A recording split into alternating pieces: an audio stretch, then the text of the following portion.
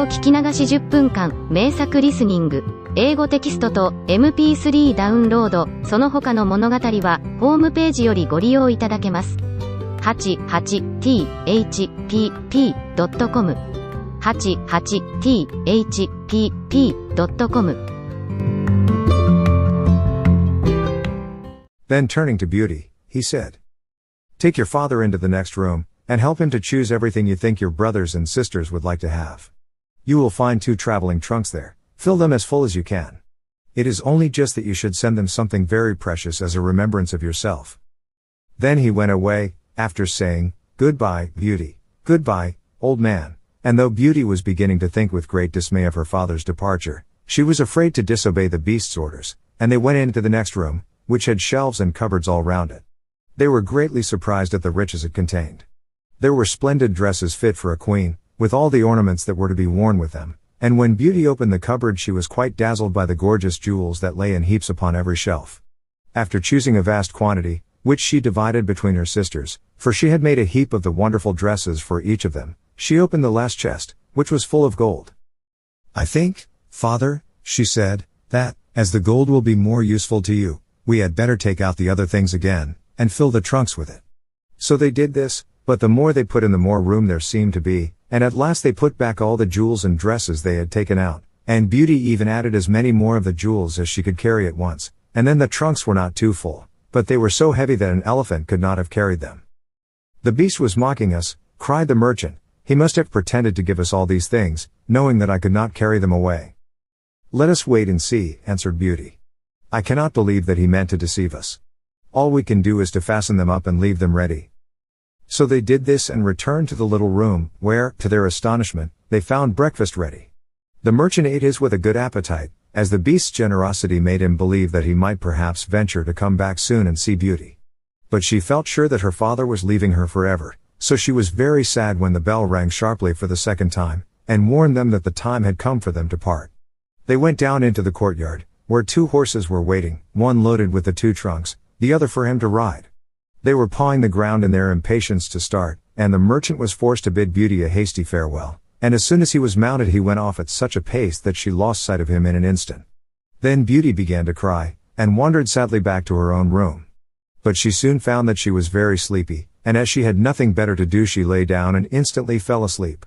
And then she dreamed that she was walking by a brook bordered with trees, and lamenting her sad fate, when a young prince, handsomer than anyone she had ever seen, and with a voice that went straight to her heart, came and said to her, "Ah, Beauty! You are not so unfortunate as you suppose. Here you will be rewarded for all you have suffered elsewhere. Your every wish shall be gratified.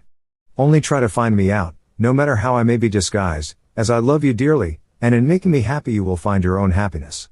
Be as true-hearted as you are beautiful, and we shall have nothing left to wish for." "What can I do, Prince, to make you happy?" said Beauty. "Only be grateful," he answered, "and do not trust too much to your eyes. And, above all, do not desert me until you have saved me from my cruel misery." After this she thought she found herself in a room with a stately and beautiful lady, who said to her, "Dear Beauty, try not to regret all you have left behind you, for you are destined to a better fate. Only do not let yourself be deceived by appearances." Beauty found her dream so interesting that she was in no hurry to awake, but presently the clock roused her by calling her name softly 12 times, and then she got up and found her dressing table set out with everything she could possibly want, and when her toilet was finished she found dinner was waiting in the room next to hers.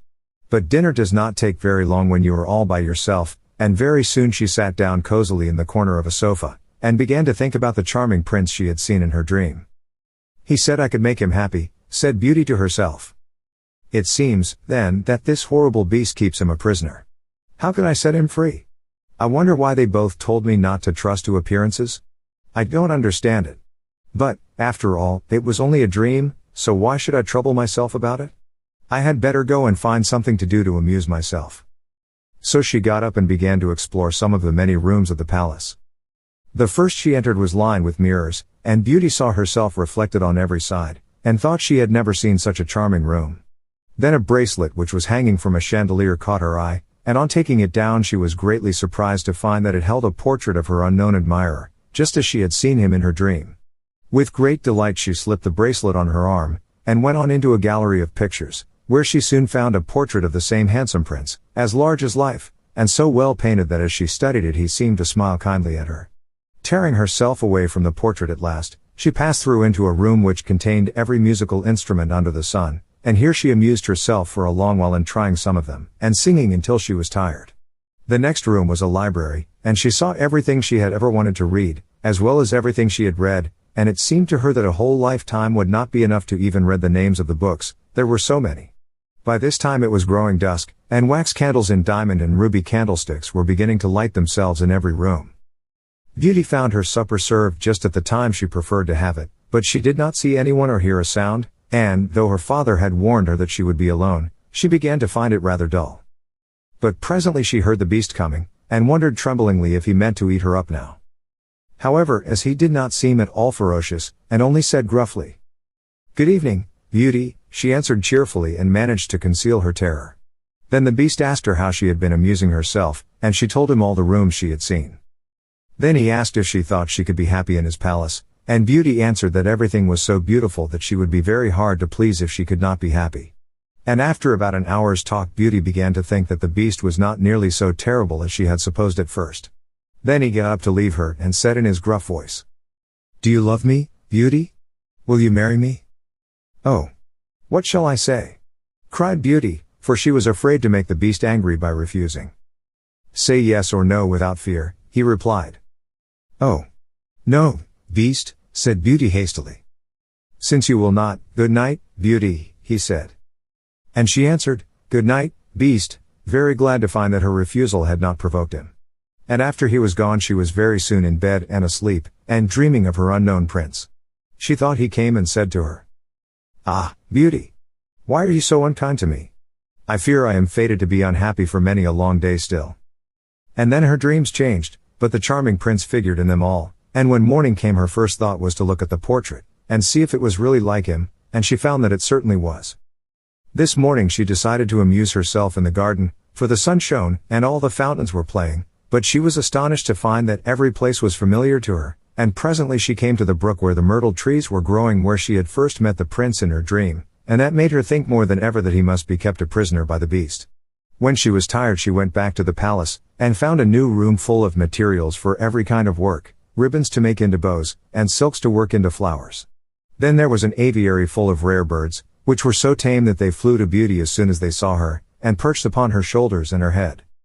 "Pretty little creatures," she said, "how I wish that your cage was nearer to my room, that I might often hear you sing." So saying she opened a door, and found, to her delight, that it led into her own room, though she had thought it was quite the other side of the palace.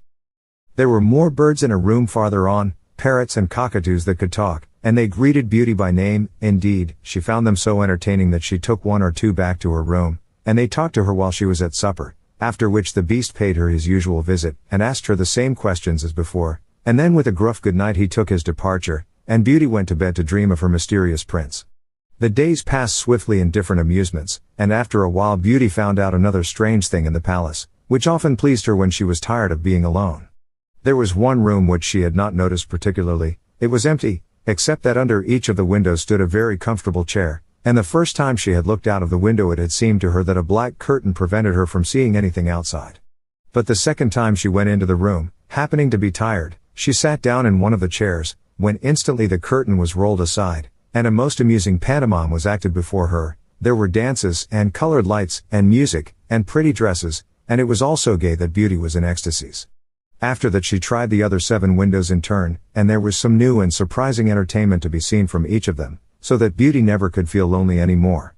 Every evening after supper the beast came to see her, and always before saying good night asked her in his terrible voice, "Beauty, will you marry me?" 英語聞き流し10分間、名作リスニング。英語テキストと MP3 ダウンロード、その他の物語は、ホームページよりご利用いただけます。